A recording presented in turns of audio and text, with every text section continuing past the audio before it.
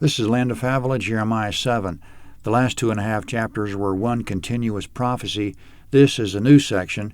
Verses 1 to 10 are easy to understand. Verse 1.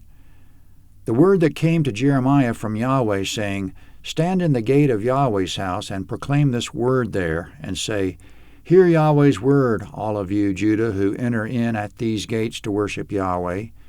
Yahweh of armies, the God of Israel, says, Amend your ways and your doings, and I'll cause you to dwell in this place. Don't trust in lying words, saying, Yahweh's temple, Yahweh's temple, Yahweh's temple are these. For if you thoroughly amend your ways and your doings, if you thoroughly execute justice between a man and his neighbor, if you don't oppress the foreigner, the fatherless, and the widow, and don't shed innocent blood in this place, and don't walk after other gods to your own hurt, then I'll cause you to dwell in this place, in the land that I gave to your fathers from of old, even forevermore. Behold, you trust in lying words that can't profit. Will you steal, murder, commit adultery, swear falsely, burn incense to Baal, and walk after other gods that you've not known? Then come and stand before me in this house, which is called by my name, and say, We're delivered, that you may do all these abominations? Comment in verses 1 to 10 we just read, Yahweh told Jeremiah to stand in the gate of Yahweh's house and preach to the public. In verse 4, the people have been repeating the lying words, Yahweh's temple, Yahweh's temple, Yahweh's temple, which means they thought they were immune to invasion. They thought Yahweh wouldn't let Jerusalem be overrun because his temple was there, that Yahweh would stand up for his temple and for Jerusalem, so they were safe. It was easy to promote that narrative because it had a certain logic to it. But it flew in the face of what Yahweh had said. If they weren't so scripturally ignorant, they would immediately know better. When Solomon dedicated the temple, Yahweh clearly told them that the temple wouldn't protect them. Yahweh said if they would forsake his law and serve other gods, he would pick them up by the roots out of the land and cast his house out of his sight. 2 Chronicles 7:19 to 20. And that was only one of Yahweh's many statements that he would cast them out of the land if they weren't obedient. So in verses 2 to 10 of the passage at hand, Yahweh commanded Jeremiah to preach in the courtyard gate as the crowds entered the temple complex. The message from Yahweh to them would be, if you thoroughly amend your ways, I'll cause you to dwell in this place. Don't trust in lying words that you're safe. Will you dare present yourself here at my house while you continue to steal, murder, commit adultery, swear falsely, burn incense to Baal, and walk after other gods? Don't think I'll protect you, since that's the way you are. I'll put you away and have no regard for the temple you built me. In addition, Jeremiah will speak to them in Yahweh's name, saying the following, verse 11. Has this house which is called by my name become a den of robbers in your eyes? Behold, I myself have seen it, says Yahweh. But go now to my place which was in Shiloh, where I caused my name to dwell at the first, and see what I did to it for the wickedness of my people Israel.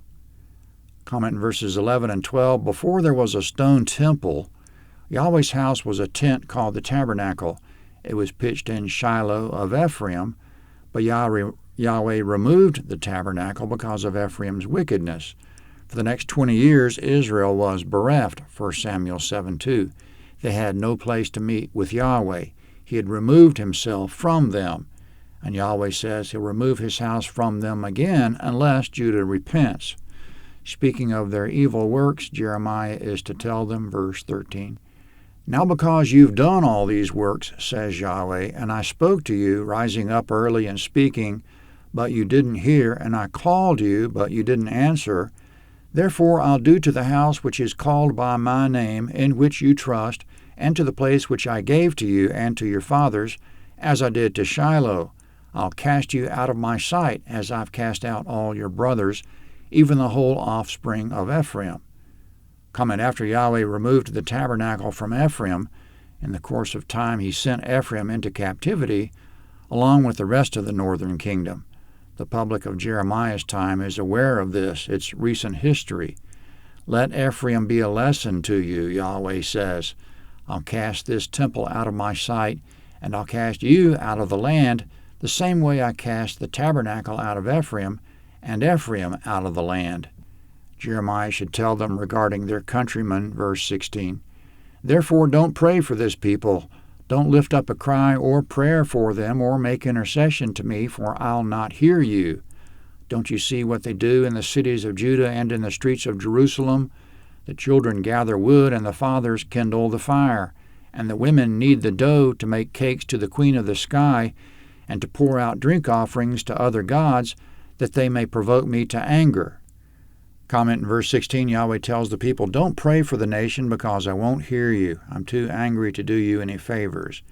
He tells them, don't you see the whole family of Judah is guilty, including children, men, and women? The women bake cakes to the goddess of the sky over a fire kindled by the men, using wood gathered by the children. Everyone's guilty. Verse 19. Do they provoke me to anger, says Yahweh?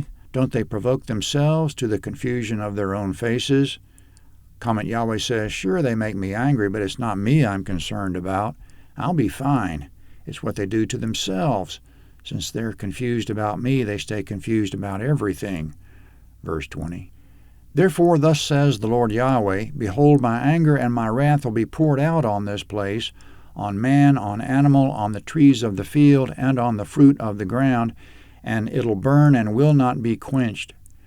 Comment, Yahweh says, my anger will be poured out on this place. He burns with anger. The fire of his anger will not be quenched. There'll be literal burning of the cities, and there'll be all-encompassing destruction.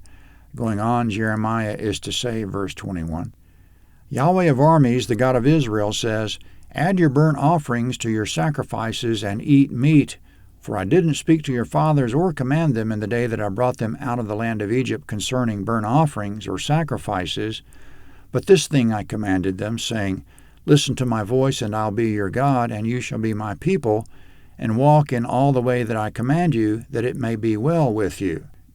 Comment, while Jeremiah is preaching in the gate and some of the people are leading animals inside for burnt offering, Jeremiah will say to them in verse 21, there's no need to waste your animal as a burnt offering. Yahweh says he won't accept it. You might as well take it home and eat it. In explanation, Jeremiah will say, don't you know what Yahweh said to us in his first address after he brought us out of Egypt? He didn't say anything about burnt offerings or sacrifices. He gave us the one basic commandment, which is, if you listen to me, I'll be your God, and you'll be my people. Walk in the way I command you, that it may be well with you. Offerings and sacrifices are secondary to obedience. If you don't obey, Yahweh told them, I won't accept your sacrifices. The reference for Yahweh's first statement to them after leaving Egypt is in Exodus 15:26. Now concerning the Israelites, ever since they came out of Egypt, Yahweh says to them, verse 24, but they didn't listen or turn their ear, but walked in their own counsels and in the stubbornness of their evil heart, and went backward and not forward.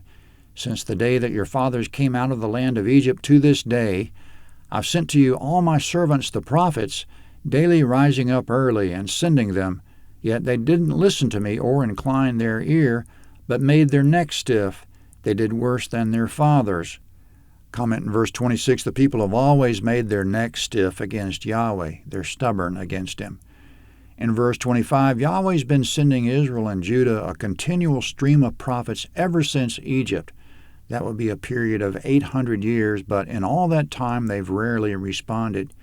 Yahweh says to Jeremiah, verse 27, you shall speak all these words to them, but they will not listen to you.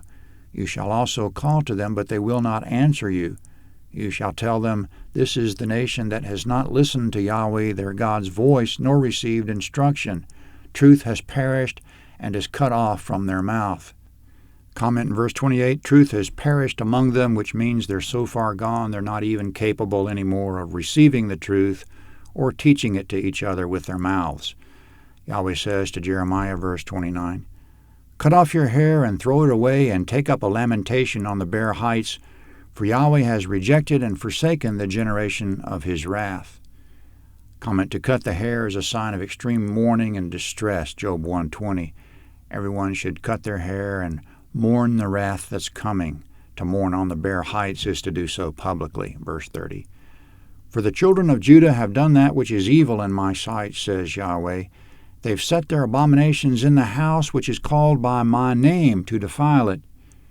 Comment in verse 30, they set abominations in the house.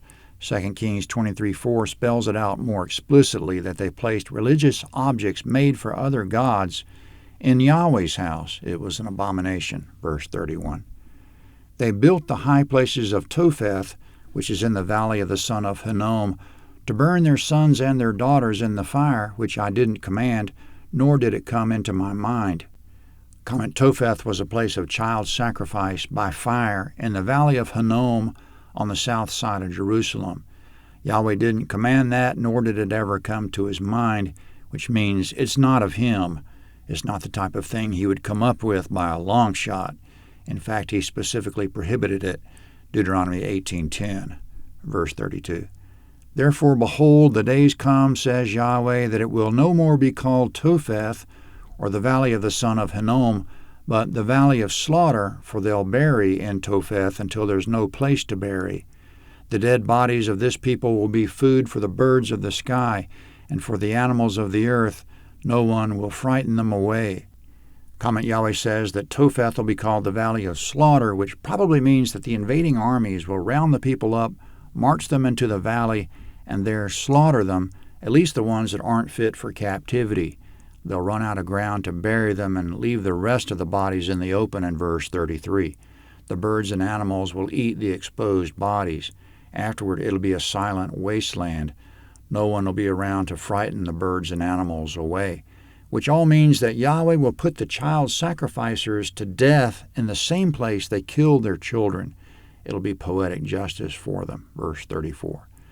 Then I'll cause to cease from the cities of Judah and from the streets of Jerusalem the voice of mirth and the voice of gladness, the voice of the bridegroom and the voice of the bride, for the land will become a waste. Comment in verse 34, Yahweh will call a halt to everything pleasant in the land.